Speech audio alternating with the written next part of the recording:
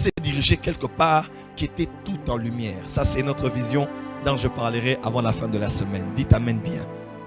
Et quand je posais à Dieu la question, quelles sont les bases bibliques de ce que j'ai vécu? J'ai compris dans Job qu'on dit, Dieu parle tantôt d'une manière ou d'une autre, mais l'homme ne prend pas garde. Par la maladie, maintenant Dieu le reproche. Ses os s'attachent à sa chair, et à sa peau, il maigrit, il est malade, il n'arrive plus à manger. Et on dit, son âme s'approche des messagers de la mort. Mais si il se trouve un ange intercesseur parmi les milliers qui indique à l'homme la voie à suivre, Dieu a compassion de cet homme et dit à l'ange, va et dis-lui que j'ai trouvé une rançon pour son âme. C'est là que j'ai compris que quand quelqu'un entre là-bas, il ne peut pas sortir. Mais quand il est en train de se diriger, il est possible, même si ton père est en train de mourir, il est en train de vouloir rendre l'âme, que tu pries pour lui et qu'il ne parte pas, qu'il reçoive Jésus et qu'il soit sauvé. Quelqu'un peut dire Amen très fort. Je ne sais pas dire si c'était cette personne qui était morte le lendemain. Je ne veux pas entrer dans ce terrain-là. Mais c'était étrange que ce soit passé exactement en cette nuit-là. Amen. Il existe un monde sous la terre. Enfants de Dieu, il existe un monde sous la terre. Je répète, enfants de Dieu, vous qui apprenez les choses sur le monde des esprits, il existe un monde spirituel sous la terre. En fait, allons-y un peu à la Genèse. D'où est-ce que ce monde vient en fait? Ce lieu de tourment, de souffrance.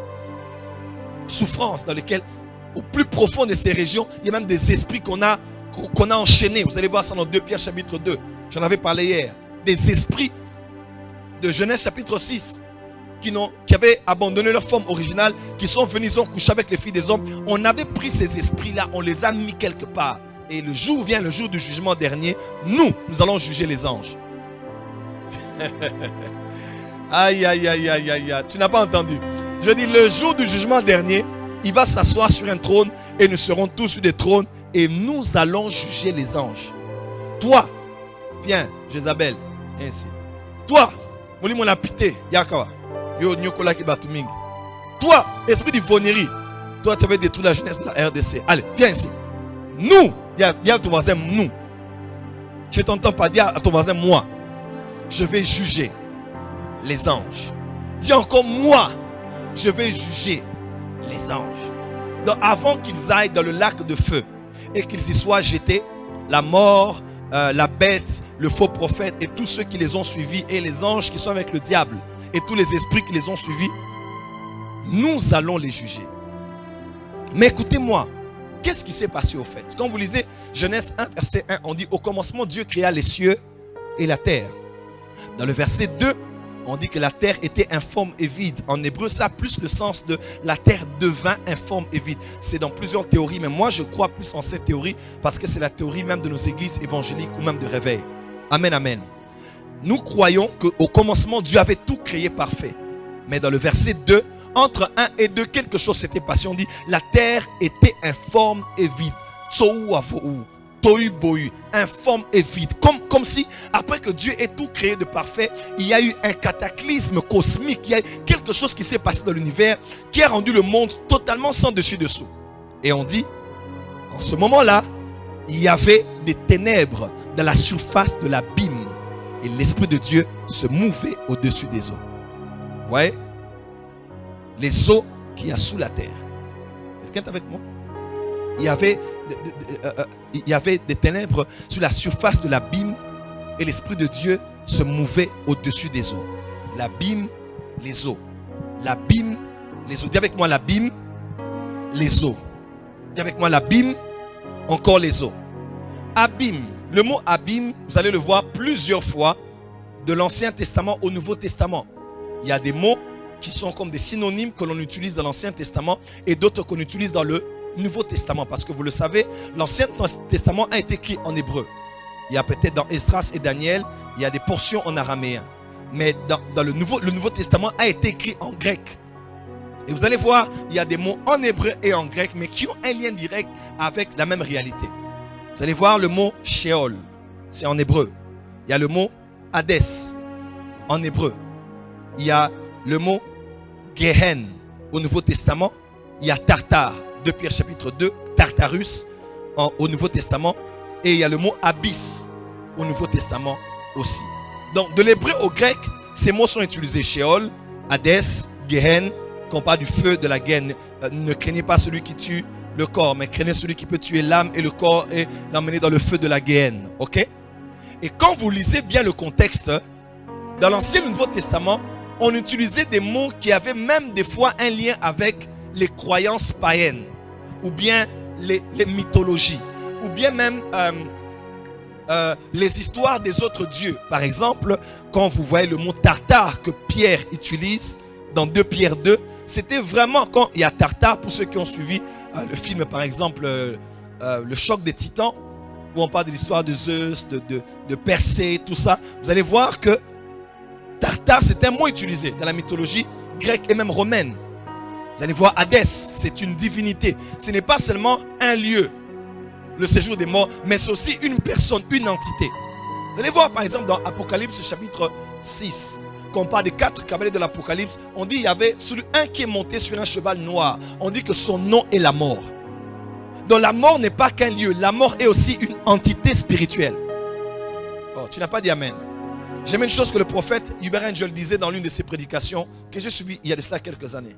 Il a dit, le séjour des morts, ce n'est pas qu'un lieu, c'est aussi une entité spirituelle. Des fois, les séjours des morts peuvent venir sur la terre. Il sort de là, il vient en mission pour accomplir un but. Heureusement, s'il y a l'esprit de mort, il y a aussi l'esprit de vie. Monsieur Yandré Kimbout avait compris ça et il a... Si un homme fait de chair et de sang a pu comprendre que quand on appelait des bus esprit de mort, on pouvait appeler certains esprits de vie, je déclare que si l'esprit de mort existe, l'esprit de vie existe. Et l'esprit de vie te protège et te garde de toute mort, parce que celui qui a le Fils a la vie. Est-ce que quelqu'un a la vie éternelle en lui ici? Dis avant ce prophète que je t'entende. Alors, ce sont ces mots-là qu'on retrouve beaucoup. Vraiment, cette semaine, prends-moi au sérieux. Plus encore au sérieux, parce que Dieu m'a dit cette semaine, on va attaquer l'esprit de mort. Satan ne se repose pas. On a combattu en 2017, 2018. Dieu m'a dit encore, c'est pas fini. Maintenant, il y a encore un plan. Regardez ce qui se passe avec les crashs d'avions, des maladies, des incendies. Regardez bien, l'atmosphère spirituelle n'est pas bonne autour de nous. Quelqu'un est d'accord avec moi? Même dans nos familles, nous prions, on sent qu'on a remporté la victoire, on sent que Dieu nous donne une nouvelle saison, mais bizarrement, on sent d'autres combats vouloir se déferler sur nous, comme les eaux sur le bord de la plage. Mais nous disons à ces eaux de la mort, retournez de là où vous venez. Parce que nous avons une mission à terminer. Quand Dieu par exemple nous parle de sanctification, nous parle de se purifier, se protéger, parce que Dieu sait que maintenant là, si tu ouvres les portes, tu peux avoir un coup qui peut être fatal. Et tu peux avoir l'orgueil de dire, je suis l'enfant chéri de Dieu, Dieu m'aide. Et parler comme Samson pour dire, je m'en tirerai comme les autres fois. Mais tu ne sais pas que cette fois-là ne sera pas comme toutes les autres fois. Et tu as le sida, ou bien tu meurs, ou bien tu tombes, ou bien cet avortement se passe mal, et puis tu meurs. Mes frères et sœurs, nous devons marcher sérieusement avec Dieu en cette saison. Dieu nous a dit prophétiquement, lève-toi, sois éclairé, car ta lumière arrive. Les ténèbres couvrent la terre, mais sur toi, l'Éternel apparaît. En cette saison, Dieu va tellement répandre sa gloire sur toi, que partout où il y a la mort, tu répandras le parfum de Christ partout où tu seras.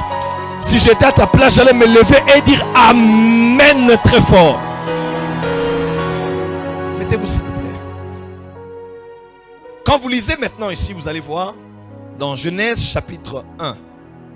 Quand j'ai dit, on dit il y avait des ténèbres dans la surface. Qu'est-ce qui s'était passé entre le verset 1 et 2? Et nous croyons que c'est Apocalypse 12, verset 12. Quand Lucifer et ses anges ont été précipités en descendant, parce qu'ils étaient en grand nombre, il y a eu un cataclysme cosmique. Quelque chose s'est passé qui a mis les choses dans un grand désordre. Et c'est là que Dieu lui-même a décidé de créer un endroit qu'on appelle abysse, abîme. Cet endroit-là où il va jeter le diable et ses anges. Matthieu 25, verset 41. Merci Saint-Esprit de me rappeler les versets. Matthieu 25, verset 41. Il va dire à ceux qui sont à sa gauche de se jeter là, de partir, parce qu'ils vont être jetés là, dans cet endroit qui était préparé pour le diable et ses anges. Cet endroit qui était préparé pour le diable et ses... Donc quand il descendait, Dieu a dit, ok, je vais réserver un endroit où il va être jeté. où il va être jeté. Vous devez le savoir, enfants de Dieu, il existe un endroit. Il existe un endroit dans les régions inférieures de la terre. Et saisonnièrement, ça peut arriver que dans une ville ou dans un pays, paf, les portes de séjour des morts s'ouvrent. Et ce qu'on appelle dans Job, quand on dit son âme s'approche des messagers de la mort, que Satan commence à envoyer des messagers de la mort.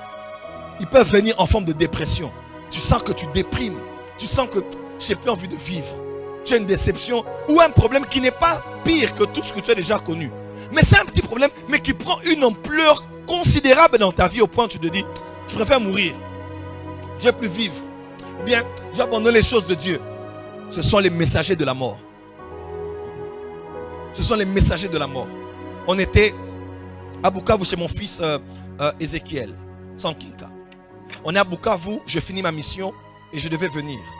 On prend la voiture, la Jeep et on se dirige vers l'aéroport de Bukavu. Vous connaissez l'histoire pour ceux qui sont à l'église. Nous nous dirigeons vers... Et alors qu'on allait à vive allure, j'ai senti moi-même la mort qui nous suivait. Et j'ai senti qu'on allait faire un accident et plusieurs tonneaux. Et probablement que j'allais mourir. J'ai commencé à prier. J'ai commencé à... Parce que là où tes paroles en français ne peuvent arriver, la prière en langue est la langue des anges. La langue des hommes, c'est la langue que les hommes comprennent et peuvent communiquer avec. 1 Corinthiens 13, verset 1. Je parlerai la langue des hommes et la langue des anges. Quelqu'un peut dire amen très fort. Quelqu'un peut dire amen très fort. Les gens qui nous attaquent pour nous parler en langue, j'ai une réponse pour eux. 1 Corinthiens. L'apôtre Paul dit que un homme animal ne connaît pas les choses de l'esprit, car c'est une folie pour lui. Il ne comprend pas. On n'est pas de la même fréquence. C'est une folie parce qu'il est homme animal. Mais l'homme spirituel juge de tout et il n'est lui-même jugé par personne. Satan a peur de ces langues. Voilà pourquoi il s'en moque. Comme dans Apocalypse, vous allez voir, on dit que Babylone jetait des blasphèmes sur le nom de Dieu, des blasphèmes sur le Seigneur. C'est des choses comme ça qu'on a sur les réseaux sociaux. Mais we don't care. On est dans une autre fréquence. On a d'autres standards. Là où ils manifestent la haine, on les manifeste l'amour. Et s'ils ne sont pas contents, on les aime dans le code. Dis amen très fort. Parce que notre maître a dit, aimez vos ennemis. Priez pour ceux qui vous persécutent. Et bénissez. Nous les bénissons là où ils sont. Que leur page Instagram prospère. Que leur page Facebook prospère. On n'a pas de cœur pour haïr. On a du cœur pour aimer. Parce que notre but, ce n'est pas d'être comme un homme mauvais qui maîtrise les médias. Mais notre but, c'est d'être comme Jésus-Christ, qui est notre modèle parfait. Dis avec moi, avance prophète. Et alors que cela s'est fait, bizarrement, ceux qui étaient venus à Kinshasa, qui allaient à l'aéroport pour me prendre, ont fait un accident. De manière étrange. Donc, nous on a fait un accident là-bas, eux ils ont fait un accident ici. Et j'ai compris que Satan voulait m'avoir. Alors pourquoi quelqu'un peut être autant combattu? Parce que Satan a peur des gens, des choses que je peux révéler à l'église. Mais c'est trop tard, parce que celui qui est en moi, celui qui est en toi, il est plus fort que celui qui est dans ce monde. Dis amen très fort.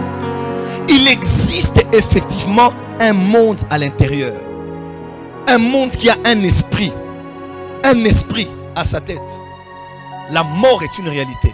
Et le séjour des morts est en dessous de la terre. Je répète, en dessous de la terre. C'est bibliquement vérifié. Vous allez voir, dans la révolte qu'il y a eu au désert, l'homme de Dieu a parlé. Et quand il parlait, la terre s'est ouverte. N'est-ce pas? On a lu ça hier. La bouche de la terre s'est ouverte. Et ces hommes et ces femmes sont descendus vivants. Descendus vivants dans le séjour des morts. Et la terre a fermé sa bouche. Je décrète et déclare. Tous tes ennemis, tous ceux qui combattent les Moïse, les oins de Dieu, l'onction de Dieu, l'agenda de Dieu, ils vont mourir avant ils vont mourir avant nous. Tes ennemis ne te feront pas être enterré, mais tu feras l'enterrement de tes ennemis. Il est écrit, mais tu regarderas et tu verras, psaume 91, la rétribution des méchants. Écoute-moi, pendant le moment que tu vas commencer à te payer pour le travail que tu as fait pour son travail, Hébreux 6 verset 10, car Dieu n'est pas injuste pour oublier votre travail, et Dieu est le rémunérateur. Hébreux 11, Arababa Shata, le rémunérateur de ceux qui le recherchent. Tu vas commencer à te payer à la fin de Hanouka.